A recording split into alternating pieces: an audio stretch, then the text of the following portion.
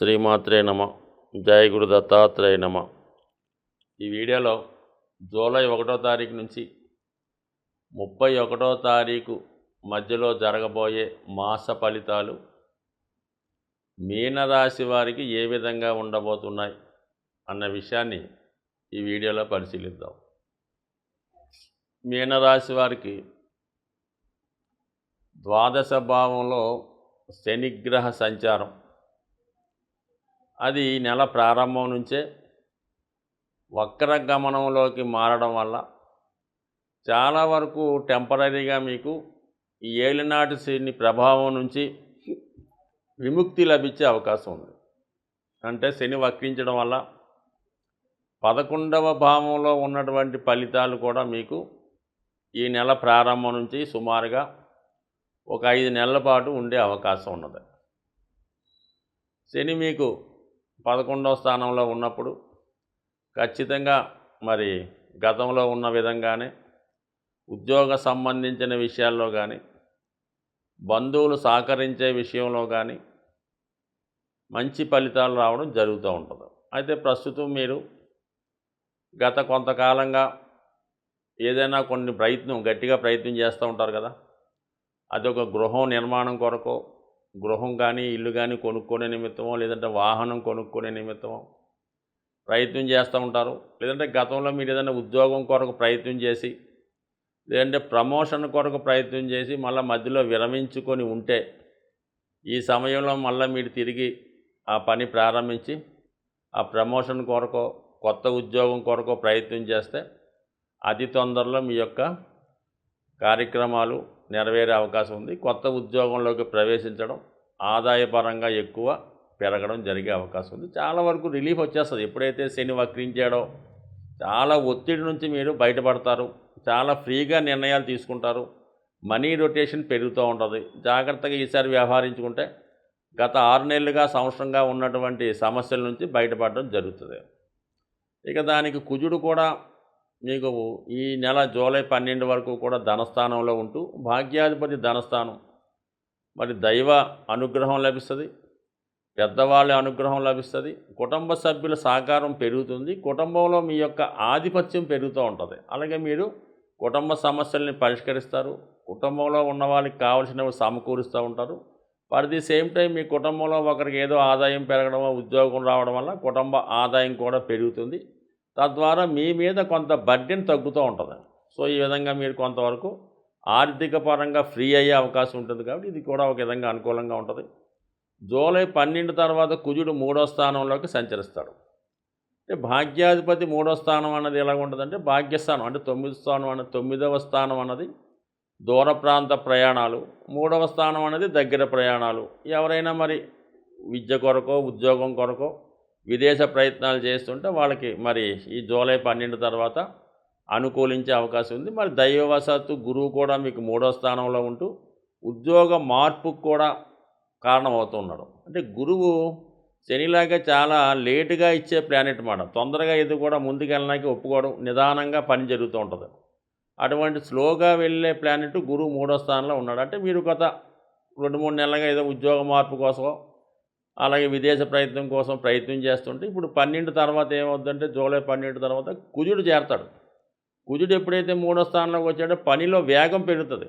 ఏమాత్రం ఆలస్యంగా చేయనమాట. అప్పుడు దాకా మామూలు టికెట్ కోసం ప్రయత్నం చేస్తున్న వాళ్ళు ఇమీడియట్గా తత్కాల టికెట్ తీసుకొని మీ పని ముందుకెళ్ళిపోవడం జరుగుతూ ఉంటుంది.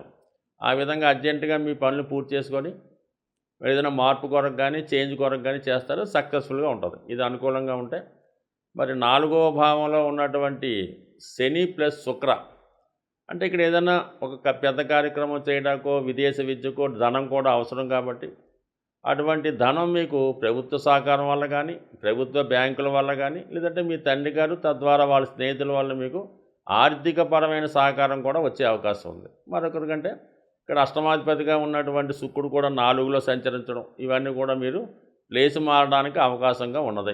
అంటే మీరు సొంత ప్రాంతాన్ని విడిచిపెట్టి వేరే ప్రాంతానికి వెళ్ళడానికి అవకాశంగా ఉంది. ముఖ్యంగా శని వక్రించి ఉండడం వల్ల ఉద్యోగ విషయంలో చేంజెస్ ఇంప్రూవ్ అవుతున్నాయి.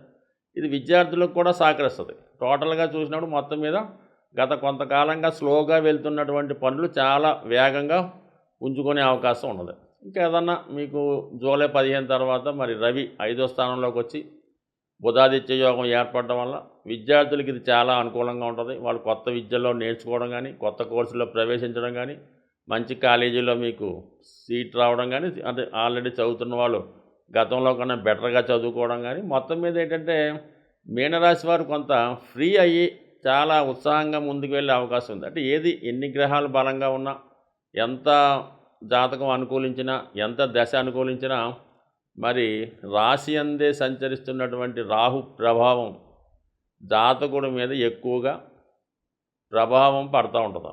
బయటికి చాలా బుద్ధిమంతుల్లాగా కనబడుతూ ఉంటారు. అతని అంతర్గత ఆలోచనలు చాలా కల్మషంగా చికాకు పెడుతుంటాయి. ఏదో ఒక అనాచారమైనటువంటి కార్యక్రమాలు, సంఘంతో వ్యతిరేకించని కార్యక్రమాల్లో పాల్గొనడం కానీ, లేదంటే సామాన్యంగా ఎవరైతే విద్యార్థులు ఉన్నారనుకోండి, వాళ్ళే సినిమాలో క్లబ్లో అలా తిరుగుతూ ఉంటారు. పెద్దవాళ్ళు అనుకోండి వేరే విధంగా ఎంజాయ్ చేసే ప్రయత్నం చేస్తుంటారు. అలాగే దుష్టులతో, చెడ్డవారితో ఈజీగా ధనం సంపాదించే వాళ్ళు, అక్రమ మార్గాల్లో ధనాన్ని ఆర్జించే వాళ్ళతో పరిచయాలు పెరుగుతూ ఉంటాయి. వాళ్ళు మీతో ఏదో పని ఉండి వాళ్ళు మిమ్మల్ని వాళ్ళలోకి లాక్కునే ప్రయత్నంలో మిమ్మల్ని ఏదో విధంగా ఏదో ఒక బలహీనతకి, అంటే ప్రతి ఒక్కరికి ఒక బలహీనత ఉంటుంది. మీ బలహీనత గమనించి వాళ్ళు మిమ్మల్ని ఏదో ఒక దానికి బానిసగా చేసి మిమ్మల్ని దానికి కట్టుబడి మీతో పనులు చేయించుకునే అవకాశం ఉంటుంది. కాబట్టి మరి సాధ్యమైనంత వరకు ఎటువంటి బలహీనతలకు కూడా లొంగకూడదు. సో సాధారణంగా ఈ ఒక్కసారే కదా అని అనుకుంటూ ఉంటారు. ఏం పోయిందిలే ఈ ఒక్కసారికి మనం వెళ్తే అనుకుంటాం. కానీ ఖచ్చితంగా ఈ మీన రాశి వారు ఏదన్నా ఒక బలహీనతకి లోనైతే మాత్రం 100% దాన్ని జీవితాంతం ప్రయత్నం చేసినా కూడా బయటికి రాలేరు. అందువల్ల ఏంటంటే ఎప్పుడు కూడా అటువంటి కార్యక్రమాలలోకి వెళ్ళటం కానీ, అటువంటి మనుషులతో పరిచయం పెంచుకోవడం కానీ చేయడం వల్ల, అంటే మీనరాశి వారు అంటేనే ధర్మాన్ని కాపాడవలసిన వారు, 10 మంది మంచి మార్గంలో పెట్టవలసిన వాళ్ళు. వాళ్ళు ఎప్పుడు నిజాయితీగా ధర్మ మార్గంలో వెళ్తేనే వాళ్ళ జాతకం జీవితం బాగుంటుంది. వాళ్ళు ఎటువంటి చిన్న పొరపాటు చేసినా మిగతా వాళ్ళకన్నా ఎక్కువ పనిష్మెంట్ ఉండే అవకాశం ఉంది.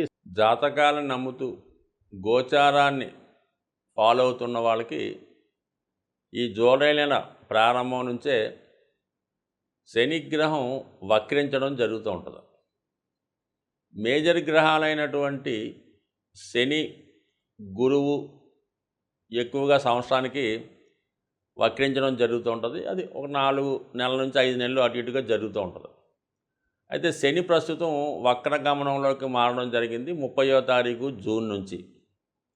అయితే సాధారణంగా అనుకుంటుంటారు శని ప్రభావం కొన్ని రాశులకే ఉంటుంది, కొన్ని రాశులకి ఉండదు అని అనుకోవడానికి ఏమీ లేదు. అంటే 3, 6, 11లో ఉన్నప్పుడు కొంతమందికి అన్నీ బాగుంటాయి. కానీ అన్ని రాశుల మీద శనిగ్రహ ప్రభావం ఖచ్చితంగా రావడం జరుగుతూ ఉంటుంది. సో ఆ కారణం వల్ల ఏంటంటే ప్రతి ఒక్కరు కూడా శని యొక్క అనుగ్రహానికి కావలసి ఉంటుంది. అప్పుడు ఏమవుతుందంటే మీకు ఆటోమేటిక్గా శని ఎప్పుడైతే మీకు ఫేవర్గా మారాడో అది కర్మ సంబంధించింది కాబట్టి ఉద్యోగ సంబంధించిన విషయాలు, ఆరోగ్యానికి సంబంధించిన ఏ సమస్త విషయాల్లో కూడా శని కారకత్వం వహిస్తుంటాడు. కాబట్టి ప్రతి ఒక్కరూ కూడా, అంటే శని గతంలో కన్నా వక్రించున్నప్పుడు ఎక్కువ బలవంతుడై ఉంటాడు. అది మంచి కానీ చెడు కానీ చాలా విపరీతంగా ఇవ్వడం జరుగుతూ ఉంటుంది. సో దెబ్బ కొడితే కోలుకోలేని దెబ్బ కొడుతుంటాడు. ఐశ్వర్యాన్ని ఇస్తే లెక్క పెట్టలేనంత ఐశ్వర్యాన్ని ఇస్తూ ఉంటాడు. ఆ కారణం వల్ల ఏంటంటే అందరూ కూడా మరి శని యొక్క అనుగ్రహం కోసం ఈ రాబోయే 120 రోజులు కూడా ముఖ్యంగా ఒకటి క్రమశిక్షణతో మెలగడం, సూర్యోదయానికి ముందే మేల్కోవడం, మీకు తోచిన విధంగా వృద్ధులకి, బలహీనులకి సేవ చేయడం కానీ, వాళ్ళకి ఏదో సహకరించడం కానీ చేయడం వల్ల శని అనుకూలిస్తాడు.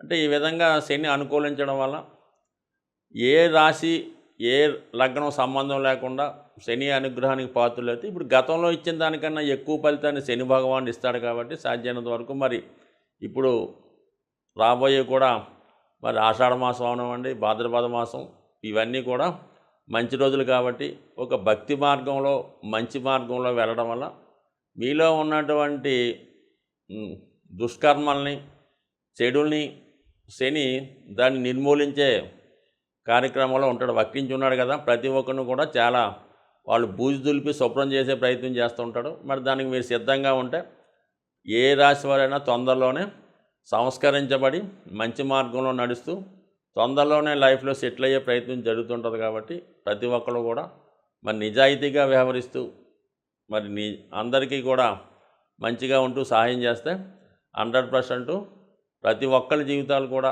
మారే అవకాశం ఉంటుంది. స్వస్తి.